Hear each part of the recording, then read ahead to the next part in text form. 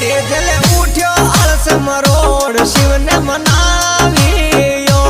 तेजले उठ्यो आलस मरोड़ शिव ने मना